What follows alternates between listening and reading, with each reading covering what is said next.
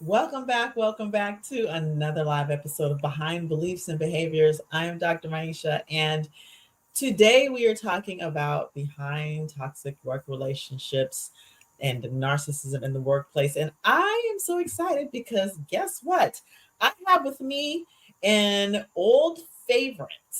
He is someone who I have had on the show. Now, I say the show, y'all know that this is the new podcast because the Black Mind Garden sunsetted a couple of months ago. But when we had the Black Mind Garden, Len Sturdivant, psychologist, relationship expert, and hiring strategist, has been on my podcast at least three times. And they have been some of the most listened to episodes. We have some really good conversations. So I reached out to him. He reached out to me. We were like, what are we going to talk about? And one of the things we have not talked about, we've talked about lots of things, relationships, but we have not talked about work relationships and particularly toxic work relationships. And as you all know, I'm all things communication and psychological safety, and he's all things relationship expert, hiring strategist, and he's got some things to say about narcissism. And so let me just share with you who he is. He is the owner of Relationship Coach Pro. He is a psychologist. He is an amazing human being, and he also is a hiring strategist. We're going to talk about a little bit of this towards the latter half of the show, but he also has an assessment that you must look at before hiring people in your organization. It will help to avoid some of the turnover that's due to personality clashes. That's So I am super excited. You know, I love personality profiles. I'll talk about the Myers-Briggs all day. It's not necessarily that, but you know, I love that kind of talk. So true. welcome back. Welcome back to the stage with me. Len, how are you doing? I am well. It's summer and trying to get down to the beach before the prices go up. North Carolina. Yes, I forgot you live near the beach. Yeah, Well, so it's great. yes. Well, for those people who are listening who don't who have, this is their first introduction to you. Many people who listened to the Black Mind Garden have followed me over to Behind Beliefs and Behaviors, but we do have some new listeners. So please introduce yourself and let us know who you are and what you do and how you've gotten to where you are. Okay. Oh, this is a long journey. So, Len Sturdivant, I'm relationship coach pro. I see couples who are stressing out and trying to get to trying to come back together, and I help them to look at the factors that are impacting the relationship. It hit me one day that dating is hiring, and you should probably follow the same pathway. You Mhm. know, the scrutiny that you use in dating is the scrutiny that you should use in hiring, and the light bulb went off. Hey, so I've been transitioning into doing personality assessments for businesses who need to vet incoming onboarding employees for cultural fitness. And the way we do it is I've got 42 overlays: secretary, administrator, doctor, CEO, CFO, and we pair the assessment up with the position. That keeps you DOL and EEOC compliant, Department of Labor and Equal Employment compliant. You have to use an assessment that is job related. You can't just use anything. So that's why people who use the Myers Briggs got in trouble, and because it's not job related. So we just crafted 42 positions and we normed them on 20,000 Americans, North Americans, and we came up with a prototype for 42 overlays. So Very cool. Very cool. really cool. Yeah, very cool. Well, one of the impetuses for this conversation was this assessment, and as we have talked about different toxicities in personal relationships, we it's useful, I believe. And I love what you said, like the rules that you might use for dating might be similar to ones we could be using for hiring.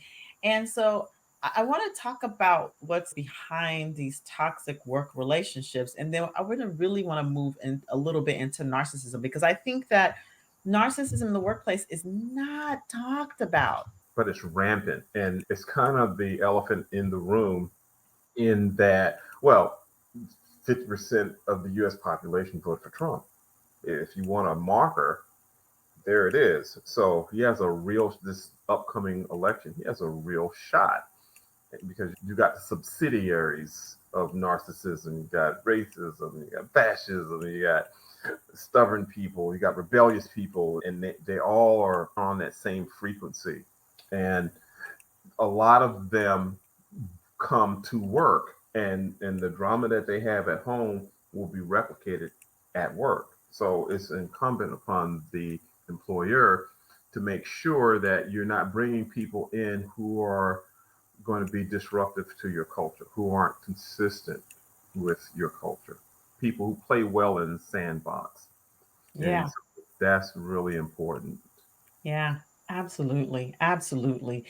In passing, a lot of different personality types. You said the stubborn person and the disruptive person, and we have the narcissistic tendencies and the full blown narcissistic personality disorder. A lot of different of these types.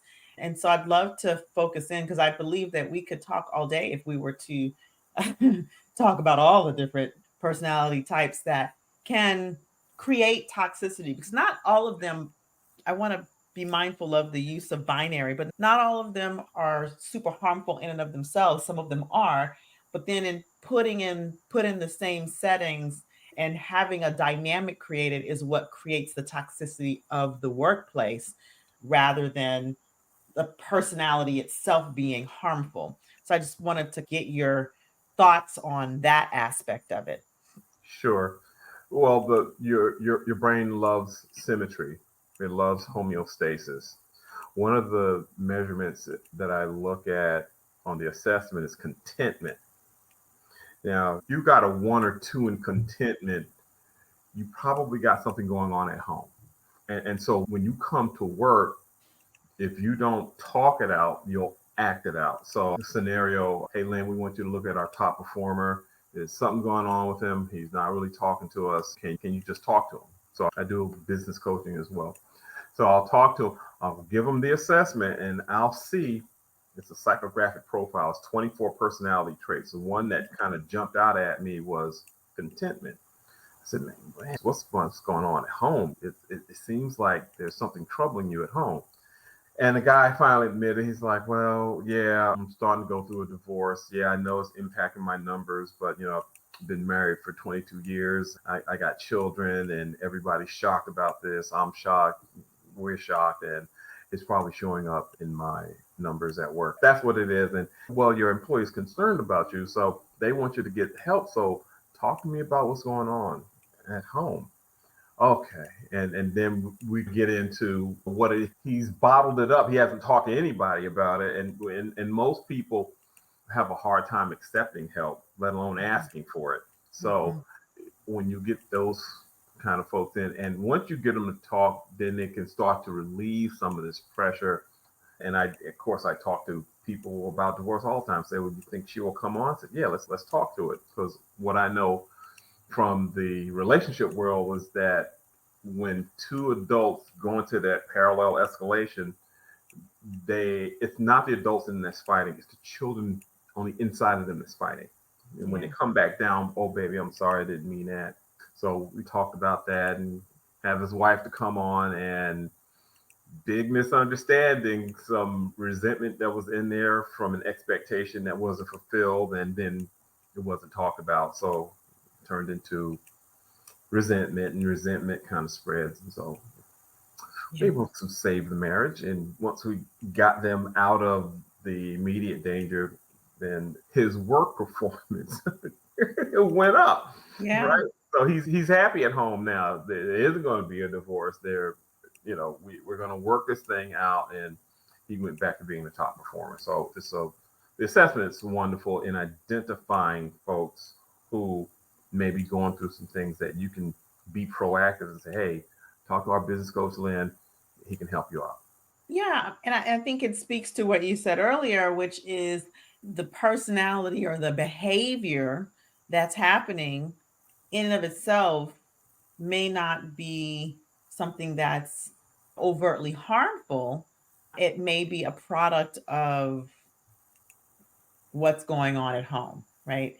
So there may be behavior that's harmful to, obviously, this, but this particular case, it Mhm. was harmful to his performance. It was harmful to, the numbers of the company. It wasn't harming a person per se, right? But No, than himself. And it was also due to a circumstance. And we could say what shows up in a person's personality, it could be the same thing, and then when it put inside of a group dynamic, problems, right? And there are certain personality types and personality things and personalities that come through that are very harmful to people. So there's that polarity. So let's talk a little bit about narcissism, because I think that is one of those tendencies, one of those patterns that is very harmful to people in personal and work relationships. And I specifically want to talk about, how does narcissism pretend to show up in the workplace? wow, you've got so many shades of narcissism. You've got the altruistic narcissist who comes into his job is to save the day and to sit back and get all the glory from it. You've got covert narcissists. Covert narcissists are probably the most dangerous. They'll smile and look. They can exhibit empathy. It's not that they don't have empathy. The empathy they have is dysfunctional. Mm. So they can appear genuine and concerning. And then you've got your overt narcissists. You can see them a mile away, show off, flashy, can't coach them, can't tell them what to do, self-absorbed. These different types of narcissism is throughout the workplace, and it's amazing how they show up because it's not something that's obvious, but it's very subtle. I did a dissertation on narcissism. Does narcissism influence divorce? And Yeah. everybody's well, like, yeah, well, duh. But I had to look at 3,000 narcissists to come up with the actual numbers. So Wow. Wow. it's very true that it does impact it. So the workplace is very similar to home. So if I'm narcissistic at home, when I come to work, I'm looking for symmetry. I'm looking for balance. I'm looking to have some of the same things so my brain can know what to expect. Well, so let's talk about a little bit more about some of the less overt ones. I would love to hear a little bit more about the altruistic narcissist and how they tend to show up, and like what are flags that people, because a lot of times when we think about people who are impacted, and we talk about this term gaslighting, and we know that many people gaslight other people. We also know that self-gaslighting can occur as well. So I would love to hear, like, how does the altruistic person show up in the workplace? What are some of, like, the signs that an altruistic person may be gaslighting someone, maybe love bombing someone? Like, and where does that cycle of abuse kind of start to come in with Right, with an altruist versus maybe a covert person, right. Covert's not going to be show off at all. right? Covert is exactly what it seems to be. Covert, they'll stab you in the back and then come around to the front of you and go, what happened? Well, let's look for the person who did that. Oh my God. And show all this concern, almost like Munchausen, where person they irritate the kid in some way, then everybody comes over for help. Yeah. So uh, the covert narcissist won't draw that kind of attention. The altruistic narcissist gets his or her narcissistic supply from the praises of coming in and saving the day. Mhm. You turn the data center back on, or you fix the problem that we were, and it's all about getting that narcissistic supply. Once you find that narcissistic supply, you just keep doing more of the behavior to receive the supply. And what happens if that supply is disrupted? Well, You then, take away that supply, or someone else is getting the accolades. now it's a competition. So, Mm. or you're trying to steal my supply, or you're trying to steal my spotlight. Well, that's a problem because I'm the big dog around here. Mm-hmm. I get praise and adoration. I don't know who you are. So it's all kind of sabotage plots, and I'm going to get my power back, and I'm going to restore my narcissistic supply. So I'm going to continue to do those things that give me glory, that in the eyes of the people around me, I'm the hero. I'm the one who comes in and saves the day. So yeah, so then from an altruistic narcissist perspective, if they're not the hero, it's a whole problem. And they're going to do whatever it takes to get back in the position of the hero. Right. To restore that energy. To restore that energy, including sabotaging another person. Right. And then being like, oh, what happened? Set Right. the Like, fire and oh, then come in and put it or out. maybe sabotaging them and then coming and saving the day. Right. Yeah. It's so many subplots to that. And here's where having a thorough personality assessment, and it's a psychographic profile that looks at 24 traits. Is red zone, yellow zone, green zone. And you look at these traits and you go, okay, this person's in the red zone in several of these traits. We think that may be problematic, and we want you to go see Len. We had one guy, CEO guy, and he's like, well, we want to take it. And I'm like, you sure you want to look at some people downstream first? Because this is a very hold a mirror up to you. You may not like what you see test. And say, no, I know what you're trying to do. No, we need to know what's in the room. And wow, I've seen some CEOs that probably shouldn't be CEOs. Yeah, I imagine.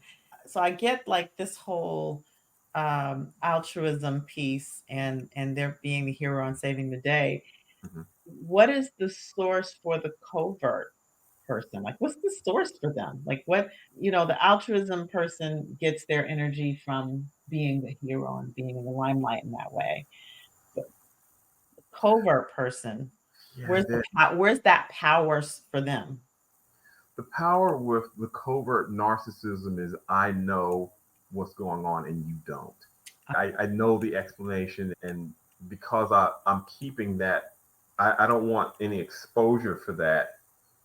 I know what happened to the budget because I went in and I did some things to the budget. And now this thing is blown up and everybody's looking around who did it. Covert narcissists usually have a target and they have a mission and a goal. And covert narcissists usually target people that are contrary to their existence. Contrary. So say more about that. Contrary to their existence. So if you're a threat, if you're smarter, if you're nicer, you get more accolades, you get more attention. The covert narcissist who would love to have that attention sees you getting all this attention and they start hating you for it. Like, why are you getting all that attention?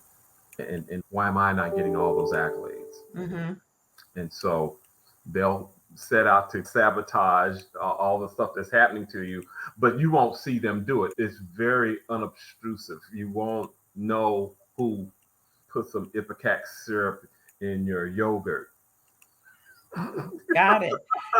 So yeah, so it's really, the theme is the same. They want power, they want attention, right? And the way they show up is different.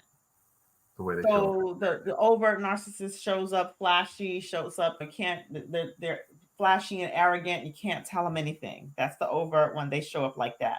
The covert one may only show up as quote unquote, I'm going to say quote unquote normal. Like, you would never suspect when they finally get caught. People go, I never saw it coming. They are so nice. Oh my goodness. Yeah. Versus the overt or malignant narcissist. Malignant, technical term, like Donald Trump. You can see him coming a mile away. Donald Trump's comorbid with, usually if you're narcissistic, you're usually comorbid with something else. Yeah. Right? Yeah. And so then you have the altruistic who shows up as the hero in the story. Always. So that's there. So they just show up differently in the story. Now here's the question I have, because I think this is what probably a lot of people are asking who are listening, as a person who might be impacted by a narcissist, how do I know? Like, what does it feel like on the other side of that? Because I think that's whether they show up as the hero, whether they show up as the covert. I mean, clearly, we don't even have to talk much about the malignant because that is what it is. But I think some of these lesser known ones, how can a person in the workplace who feels like something is, it feels toxic, how can they know, okay, this person is, I'm being impacted in some way by some narcissistic tendencies Mhm. or personalities? What are some warning signs for them so that they can take care of themselves? That's very important. It's huge. Bullying is the new thing that's hitting the workplace now. So Yeah. if you're a victim of being bullied, that is certainly one up with bullies or narcs. Yeah. So, and it shows up in that you feel like it's uncomfortable for you to come to work. It's uncomfortable for you to sit in the cubicle next to this person. When if you're especially if empath, I'm an empath, highly, we call it highly sensitive people, Mhm. introverts, Mhm. empath nurturers. These are the people who are narcissistic suppliers, and they're going to attract people who need to be helped, healed, fixed, Mhm. saved, or rescued. Mhm. Those are the characteristics. And so if I'm a caring, empathic person, if any narcissists are in my space, they'll be attracted to me.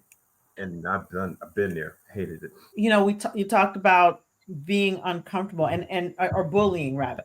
You talked Mm-hmm. about being bullied, and it's probably a useful for people to get bullying occurs in multiple domains, right? Like it's, Sure. I think when people think of bullying, they think of this overt verbal assault, but it's not always just the overt assault so much as it could be like withholding, could be withholding of information or withholding of communication Mm-hmm. or passive aggressiveness, consistently passive aggressiveness, or it could be um the like I had one client who was sharing that in her workplace meeting, there was a person who spoke to everyone in the room except for her. And it was just very loud, right? And so, like, that's like a form of bullying, withholding, we'll say affections for lack of a better word, because in the workplace, we know that could be taken a certain way, but Sure. like withholding that connection, that's the withholding connection. So like there's the withhold in addition to the actual act of assaulting or the aggressions, the acts of Mm-hmm. exclusion, Yes. overt acts of exclusion or subtle acts of exclusion. Yes. These are these types of things, whether it be in verbal communication, in nonverbal communication, or in digital communication, because Sure. that can be show up as well. So Yeah. yeah, that bullying, and yeah, that's really interesting. And I mean, gaslighting us also again is a form of bullying. So when people exit, especially highly sensitive people, are usually the first to exit. And in the exit interview, what I'm hearing a lot of is the money's fine. It's the people who are in management who are driving folks off. So Mhm. one of the things we do in our corporate enterprise packages, we look at the rank and file, we look at your managers, and we can identify those managers who may have that issue. And if you're running folks away, or if people are exiting because of management, then it's time we take a look at management and who's doing Mhm. it and what are their motivations. And if it gets political, so doing an assessment one time, and I did all these assessments, and it's like this one stood out. I'm like, well, who is this person? I'm blind. I don't know name, number, race, gender. I don't know any of it. So I'm looking at a profile. I'm like, well, wow, who's this? Well, that's the president's son. Oh, okay. Who has free reign to do whatever he wants, terrorize people, doesn't really like the job, needs the money, father's there who doesn't really rein him in, and the people around him complain about him, but no one does anything about it. Yeah, yeah. And so in terms of like the person who's on the lived experience side of someone who is a narcissist in any of those domains, is Mhm. there anything else that, you talk about them being like if you're an empath, a highly sensitive person, which by the way I am as well, the discomfort or the of being near the person, or is there anything else like that shows up in the person who's being sort of the who is the object of the narcissist's desire or Yes. power, Yeah. or being drained, or like what else comes up for them as well? So highly sensitive people in the workplace, they're going to attract. It's almost a target rich environment for narcissists to be people around people who actually care, want to get the job done, nurturing, highly intelligent people who are motivated to play well with others in the sandbox. And so narcissists are going to naturally be attracted to them. So if you find yourself in that situation, the first defense is no. You have to, the how you take care of yourself is your ability to say no, which establishes your ability to establish a boundary. Boundaries let people know how you want to be treated. So in establishing those two things is really important. And depending on how HR is structured, you should be able to go to HR and say, hey, this person is harassing me, tell them to leave me alone. And Mhm. here's where it gets really, we've been in some political situations that I can identify them all day. I can tell you, make a suggestion what to do, but the bottom line is going to be up to the employer to execute. Do we put you on a performance improvement plan? Do we put you in some type of or coaching Yeah. to mitigate that? But for the person who is on the receiving end of it, you have to take your power back because narcissists only understand five languages. And here are the five languages. Wrote them down: shame, Mhm. exposure, Mhm. leverage, force, and consequence. If it's not one of these five languages, in one ear and out Yeah. the other. That's powerful. Can you say those 5 things again? Sure. Shame. Shame is all about exposure. I don't want you to see that about me. So, shame, exposure, leverage. Do you have enough leverage? Donald Trump's in court. Mhm. That's leverage.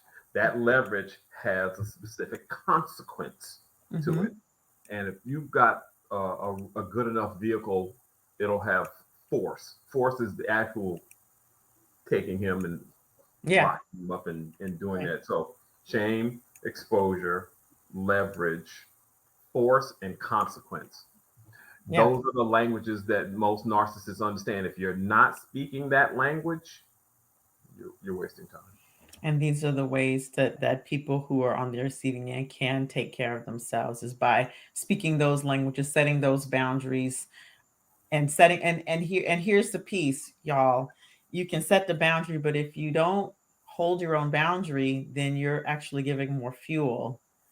Here's where it gets really tricky because I've spoken to a lot of victims, and turns out they're also bullied in their families. Yeah. Okay, Yeah, of so course. here's the symmetry. I come to work and wow, I'm recreating the same things that happen at home. So that those boundaries, I don't have boundaries. I don't have my anger available to me. So if I didn't have my anger available to me at home, it's going to be real hard for me to have my anger available to me at work.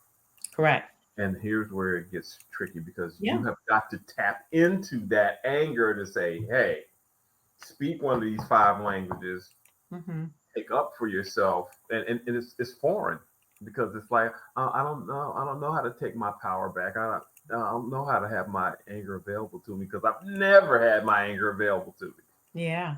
Yeah. And I think that's important to be able to like experience and have available to you all of the emotions and understand them as informations, because it's those things that will help you to know it's time to set a boundary. It's Mm-hmm. that thing that will let you know it's time to set that boundary, and that will allow you to know in your body, oh, this is coming up. that means that boundary's coming, they're coming close to it. I need to hold that boundary. And so I think that's just so useful. The other piece that it brings up for me is you talked about the possibility of them going to HR. And I think this is the place, and at the end of the day, it's the employer. This is the place where, the employers, this is where places where the employer can create psychological safety in the workplace, because when they make it safe to report and they actually are congruent in their actions and taking actions inside of the reporting, Mhm.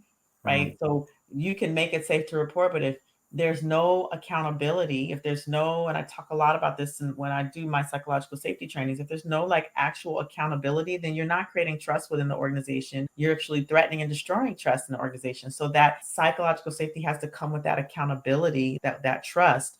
And so the employers have to be congruent in and of themselves and have the integrity and the courage and the all of the things to be able to enforce their own boundaries around the policies as well. So I think that is extremely important. There's the personal responsibility or the personal actions that can be taken by the person experiencing the harm. Mhm. And if the organization is safe enough to report, then the organization then has a responsibility to take action to protect the person who was harmed. And that's what creates an organization where people want to stay. And then in terms of like what you're doing in terms of your assessments, another way that I think that organizations can create safety is by using these types of assessments so you don't get these people in the first place. Right? So Onboarding. that's Yes. sort of like on the preventive side, but we all know that not everybody has taken your assessment, and so there's a spectrum, and it's important to understand along the spectrum what people can do, what at all levels, what people who are being harmed by the narcissist can do, what HR can do, what the organization can do, and how they can prevent future harm by utilizing things like this assessment. So I Mhm. appreciate all of it, the all levels of it, the polarities and the spectrum of work to be done to be able to really start to dismantle toxicity in the workplace. It's tough. It's Yeah. tough. Yeah. The fish stinks from the head down. So the first place, the corporate environments that are implementing these changes start with the C-suite. Absolutely. Absolutely. I always say that the C suite sets the culture. They are the ones. I work with an organization here in Atlanta, and we were doing our anti racism work, started with the CEO and the CHRO, and then to the senior leadership team, and that transform that group, and it's trickling down, and they're having their directors and managers do our work with us, but they're coming into it excited because the C suite set the culture and got them excited about the possible changes that and how it can benefit the whole organization. So I think that is incredibly true. Like the C suite, starting with the CEO, because sometimes you'll have the senior leadership doing stuff, but the CEO is like, oh, I'm exempt. So the CEOs have to be involved in addition to the entire executive team. Now, one thing I will say, just having known several CEOs, is that sometimes, and this is just a place that I'm exploring as well in my work, is that sometimes in this work of psychological safety and trauma, sometimes the CEOs need their own container because there are things that they don't feel comfortable saying with their senior leadership team. And so one of the places of exploration that is how do we create the container, the safe space for them, because they're at the top and we all know it's lonely at the top. They are answer to the board members, of course, but still inside of the organization. So it's just a food for thought, something I've been thinking of. But coming back to you, I just, we could talk all day. I'm looking at the time. I'm like, whoa, okay. I really appreciate the work that you're doing with this assessment because it really is a preventive measure. It is a place where organizations, it is an actionable step where Yes. organizations can begin to create safety by, preventing toxic people coming into toxic personalities, I should say, coming into their workplace, and where they can examine dynamics between personalities, because Mhm. while not all personalities are toxic personalities, dynamics can become toxic among personalities. And when you know this, then you can actually manage that aspect of it. So Right. there's just all kinds of things that these kinds of assessments can do to make a workplace safer for the organization, and to know then what's next to do, what kinds of trainings, what types of coachings, what types of Coaching. educations or courses or Yeah. programs can be done. And Yes. so thanks for bringing this element into the conversation. And I would really love it if you would share with the audience very quickly, how can they reach you if they are like, ooh, let me explore this assessment? How can they Sure. reach you and talk to you about it? Sure. Hiring Solutions Pro is the website, and the assessment is $450, and we give you a 45-page debrief, and you actually sit down and talk with me. Now, one of the things I emphasize, and this is really important for me, is I emphasize redemption. Okay, you can come in that way, but I believe in people being able to say, hey, this is going on. Hey, let me talk to you. Let's try these behaviors. I know that in order to create, the brain hates change. So in order to create a change, we have to do a behavior 28 times in a row through inculcation.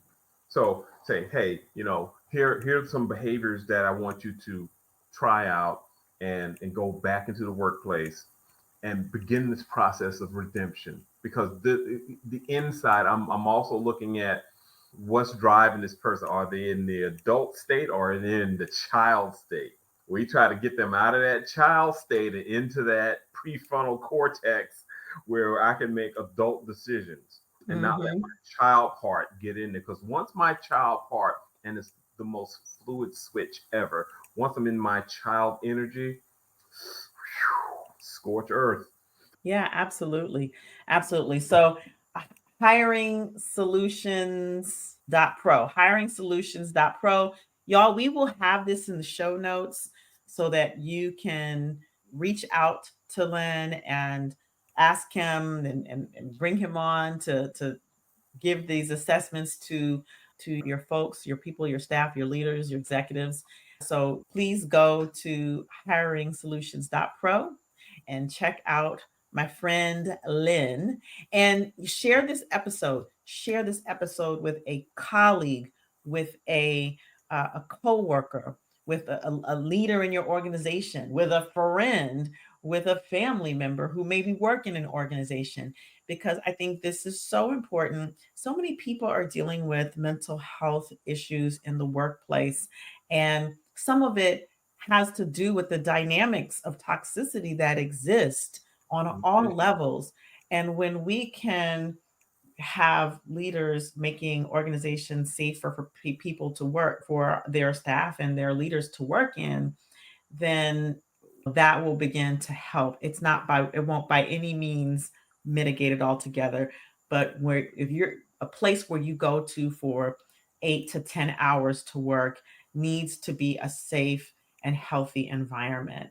So with that, I leave you. And of course, you all know what I do. I'm all about helping people build the skills, the nuances of trauma informed communication for psychological safety. You all know that my communication that transforms course is now accredited for 22 continuing medical education credits. So if you're interested in learning more about that, I'll have that link also in the show notes. And you can discover more about how to bring me in to speak or do workshops on communication and psychological safety by going to my website, mindremappingacademy.com. So, with that, thank you again, Len, for being with me again. This is not the last time. We always bring you back. This conversation, as we can see, we have 45 minutes in, it is a multiple episode conversation. We definitely will come back and talk a little bit more about the other kinds of personalities that you mentioned and how they can create toxic dynamics. So thank you again. And audience, thank you for listening. Without you, there is no podcast. You all are the bridge to a new kind of conversation. And with that, I appreciate you. So until we see you next time, my good people, stay empowered.